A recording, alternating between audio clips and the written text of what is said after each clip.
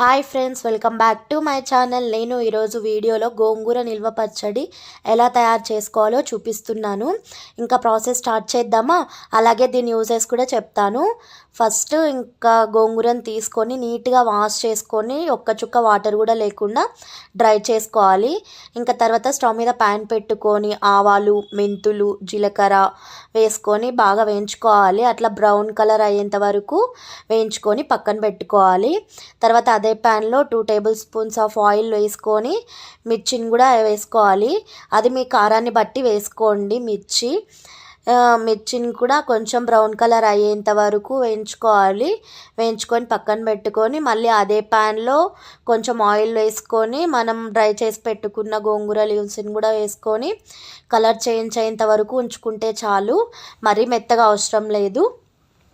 ఇంకా అలా colour change అయిన తర్వాత ఇది కూడా కూల్ అయిన తర్వాత ఇంకా మనం మిక్సీ పట్టుకోవడమే, అంతే. ఇంకా అన్ని ఇంగ్రీడియంట్స్ వేసి మిక్సీ పట్టుకోవాలి. మిక్సీ పట్టుకునేటప్పుడు కొంచెం సాల్ట్, అంటే టేస్ట్కి తగ్గట్టు సాల్ట్ వేసుకొని కొంచెం గార్లిక్ కూడా వేసుకొని గ్రైండ్ చేసుకోవాలి, అంతే. ఈ గోంగూర తినడం వల్ల మనకు విటమిన్ 6, కాల్షియము, ఐరన్ బాగా వస్తుంది. మన పెద్దలు చెప్పేవాళ్ళు కదా, మేము అప్పుడు గోంగూర అంటే మాకు ఇష్టము, మేము గోంగూర తినే బతికే వాళ్ళము అని. గోంగూరలో చాలా ఐరన్ ఉంటుంది అందుకే మన పెద్దవాళ్ళు కూడా చాలా బలంగా ఉంటారు. సో గోంగూరలో ఐరన్ ఎక్కువ ఉంటుంది. మీరు కూడా గోంగూర తినండి. ఇంకా తర్వాత మిక్సీ పట్టుకునేటప్పుడు కొంచెం నానబెట్టుకున్న చింతపండుని కూడా వేసుకోవాలి. చింతపండు గోంగూరకి మంచి టేస్ట్ ఇస్తుందన్నమాట. సో నానబెట్టుకున్న చింతపండుని కూడా వేసుకొని మిక్సీ పట్టుకోవాలి. ఇంకా మిక్సీ పట్టుకున్న తర్వాత ఇంకా పోపు వేసుకోవాలి.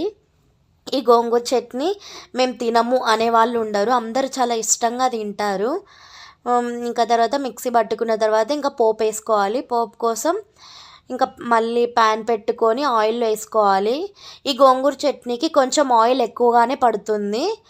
ఇంకా ఆయిల్ వేసుకొని మళ్ళీ పోపు దినుసులు కూడా వేసుకోవాలి. అంటే ఆవాలు, జీలకర్ర, మినప్పప్పు, శనగపప్పు, కొంచెం మళ్ళీ కచ్చపచ్చ దంచుకున్న గార్లిక్, కరివేపాకు, మిర్చి అన్నీ బాగా వేగిన తర్వాత ఇంకా మనం గ్రైండ్ చేసి పెట్టుకున్న గోంగూర చట్నీని కూడా అందులో వేసుకొని ఇంకా పోపు వేసుకుంటాం కదా, ఇంకా అంతే, అయిపోయింది గోంగూర చట్నీ.